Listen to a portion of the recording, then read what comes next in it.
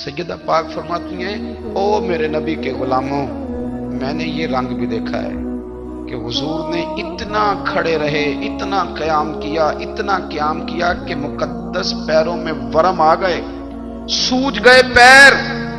हम सैर करने गए तो थक गए, बात अलग है, लेकिन इबादत में ये भी तो मुस्लिम शरीफ है ना, ये भी तो दीन है ना, ये भी तो हुजूर की सुन्नत है, ये भी तो वो चीज है जो करीम की आंखों की ठंडक है। सैयदा फरमाती है पैरों में वरम आ गए। सारी रात ही हुजूर ने नमाज पढ़ी और एक ही आयत बार बार दोहराई। मस्जिद नबी में बिलाल हबशी ने फजर की अजान दे दी और हुजूर अभी मुसल्ले पे थे। करीम फारिग हुए। मैंने अर्ज की, या रसूल अल्लाह सल्लल्लाहु अलैहि वसल्लम, आपके तो सदके अल्लाह अगले पिछलों के गुनाह माफ करेगा, तो आप इतनी आहोजारी क्यों फरमाते हैं? आप तो शफी हैं, आप तो अंबिया के इमाम हैं।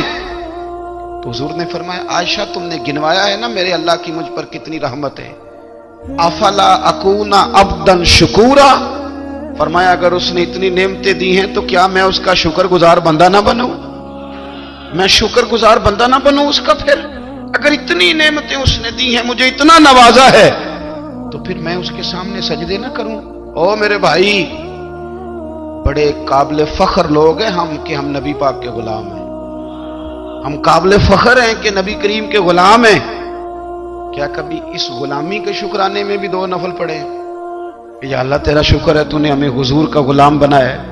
याद रखें कि अपनी रूहानी जिंदगी को आबाद करें, इस्तिगफार पढ़ें, तस्बीहात करें।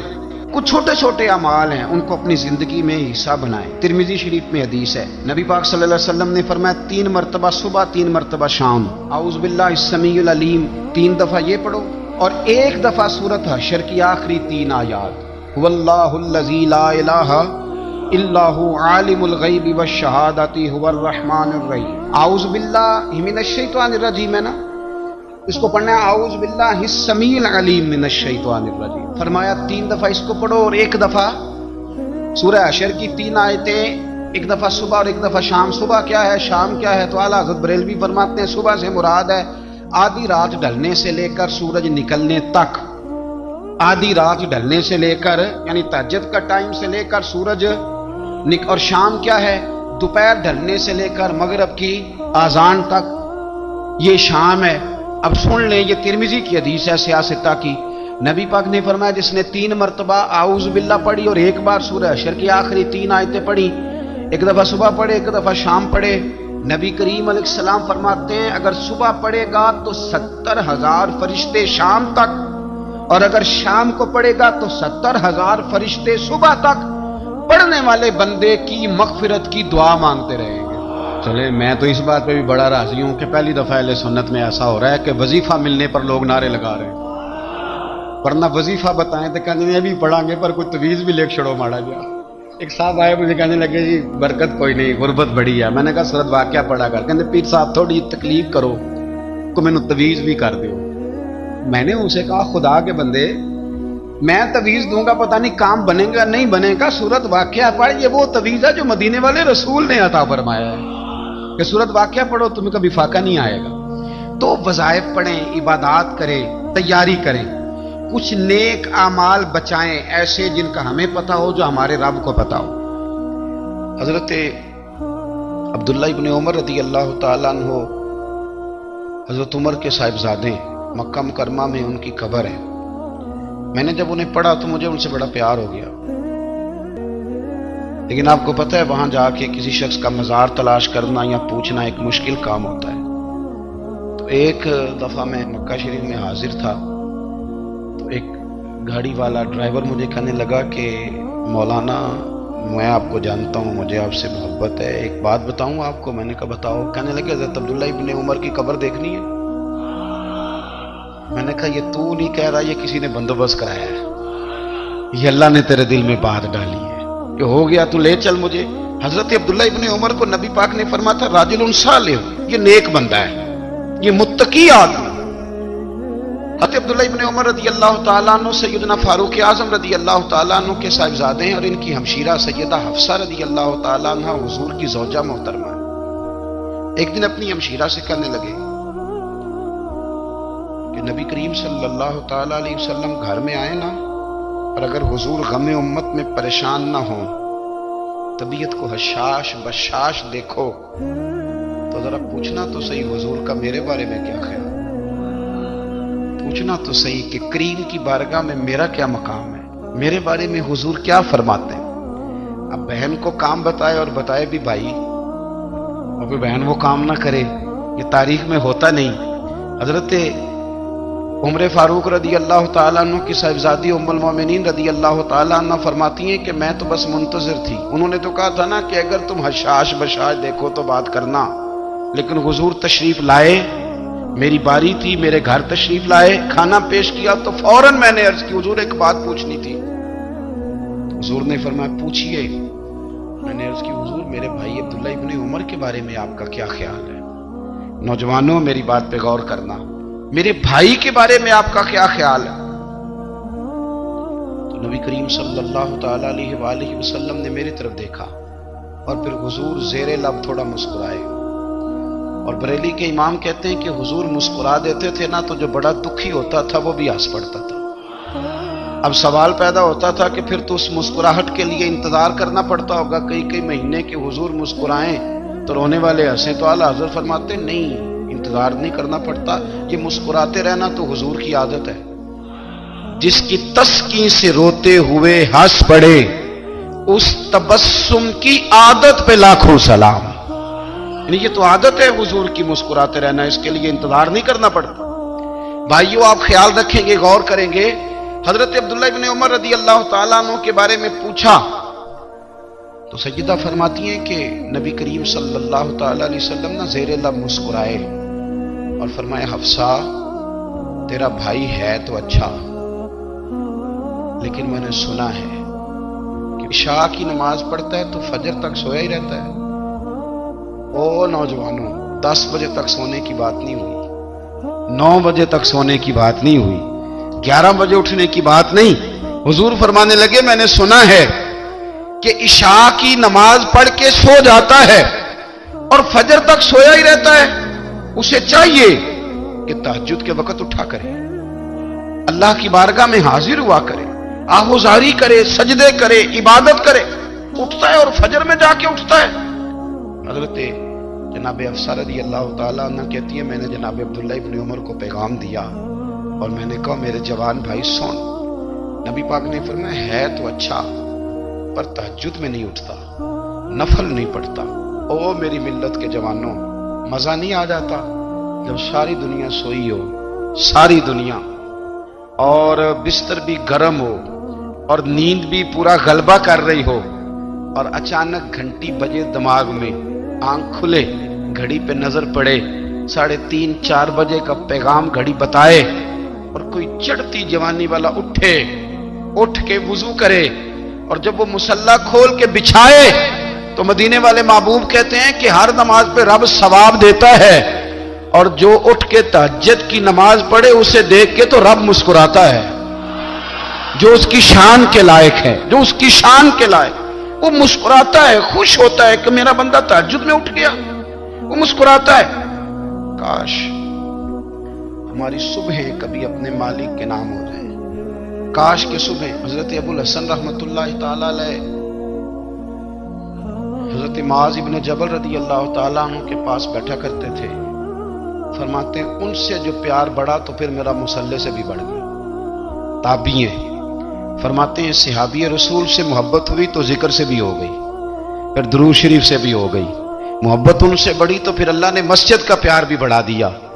آپ فرماتے ہیں کہ میری ہر وقت طبیعت چاہتی تھی کہ بس اللہ اللہ کروں، بس اللہ اللہ کروں، بس نہ میں ذرا تھوڑی جان چھڑاؤں لوگوں سے، کوئی 10 منٹ ملے تو میں کوئی 4 نفل پڑھ لوں، میں تھوڑا سا نہ بچوں لوگوں سے، اور مجھے تسبیح ملے تو میں نہ کوئی 400-500 دفعہ استغفار پڑھوں، سبحان اللہ، الحمدللہ، اللہ اکبر، لا حول ولا قوت الا باللہ، میں نہ تسبیحات پڑھوں۔ فرماتے ہیں کہ بچے تھے گھر میں 6-7، غربت تھی، کام ملتا کوئی نہیں تھا، اور میں کام چور نہیں تھا، کام ڈھونڈتا تھا، پر اللہ کی قدرت کے کام نہیں ملتا تھا۔ فرماتے ہیں کہ میں نے ایک دن اپنی اہلیہ سے کہا کہ آج میں پھر جاتا ہوں کام ڈھونڈنے، تو میری بیوی بڑی فرما بردار تھی، پر اس دن نہ غربت کے ہاتھوں तंग आके कहने लगी, आज नाना कोई तू चीज लेके आया तो मुझसे बच्चों की भूख नहीं देखी जाती। ये सब रोगां दा रोग मुहम्मद जिसदा नाम गरीबी, कंड बुला के लंघ जांदे नी दोस्त यार करीबी। आज ना कुछ लेके आया तो मैं बच्चे लेके चली जाऊंगी। शेख फरमाते हैं कि मैं बड़ा परेशान घर से निकला, पर मैंने सुबह से लेके जोर तक काम ढूंढा, काम मिला कोई नहीं। तो मेरे दिल में ख्याल आया, चलो काम नहीं मिलता तो अल्लाह अल्लाह तो करेगा, चलो बंदों की मजदूरी नहीं मिलती तो रब करीम की इबादत ही करते हैं। फरमाते हैं कि मैंने ना फुरात के पानी से वुजू किया, नहर के, शदीद धूप थी, साथ रेत थी और रेत तप रही थी। मैंने अपना रुमाल वहीं मुसल्ला के तौर पर बिछा लिया और फरमाते हैं कि जोर से लेकर असर तक नमाज पढ़ी, धूप भी पूरे जोर पे, पर मेरे सजदे का ज़ौक़ भी पूरे जोर पे। फरमाते हैं सूरज भी चमक रहा है और रब की इबादत का ज़ौक़ भी पूरे जोर पे। मैं सजदा करूं तो फिर मेरा उठाने को जी न चाहे। मेरे उस्ताद लिखा करते थे, ये उनका शेर है, वो कहा करते थे, मुझे सोज दे, मुझे साज दे और मुझे नीम शब का न्याज दे, दमे सजदा खुद को मैं तोड़ दूं, मुझे ऐसा ज़ौक़े नमाज दे।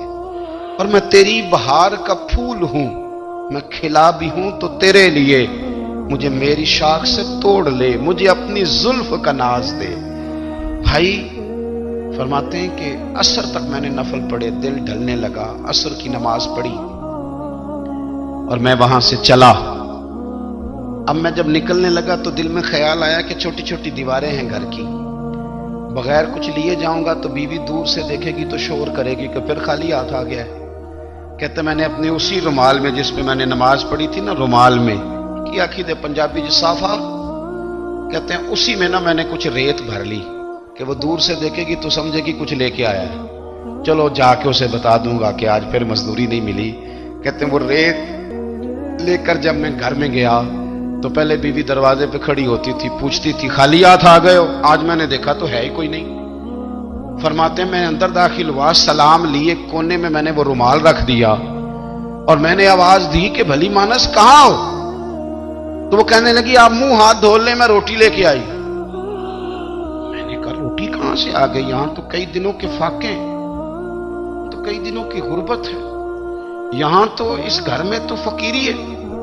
फरमाते हैं कि वो रोटी लेके आई और उस वक्त की जो मौजूदा नेमतें थी, समझ ले सलाद, अचार, हर चीज साथ लाई।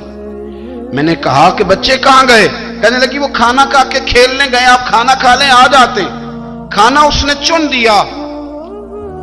मैंने हैरत अंगेज लहजे में सारी नेमतें अपने दस्तरखान पे देख करके बीवी से पूछा ये कहां से आया खाना?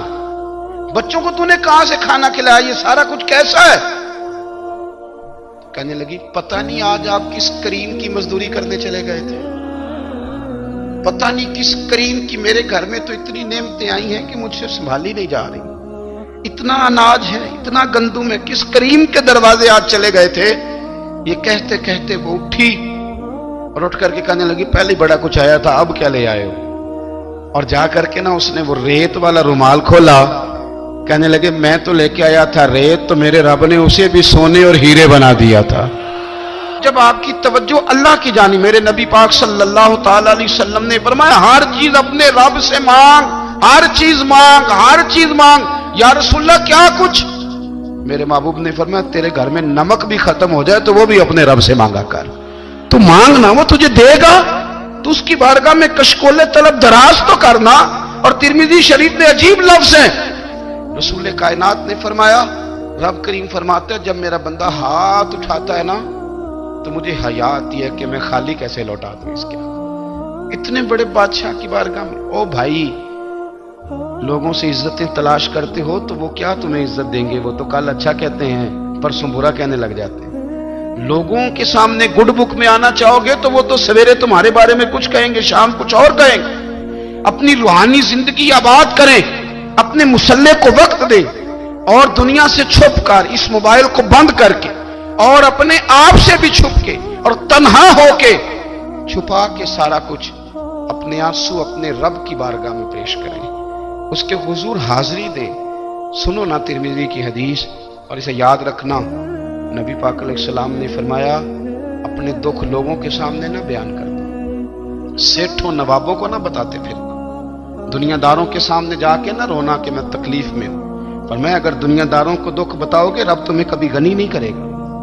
اور لوگ ہیں کہ الٹا مذاق اڑائیں گے، آپ کی جس سے بڑی پکی یاری ہے نا، پکی، وہ تب تک پکی ہے جب تک آپ نے 50,000 مانگا نہیں، اور جس وقت آپ نے کہہ دیا کہ میں مجبور ہوں میری مدد کر، تو پھر ختم ہو گئی دوستی۔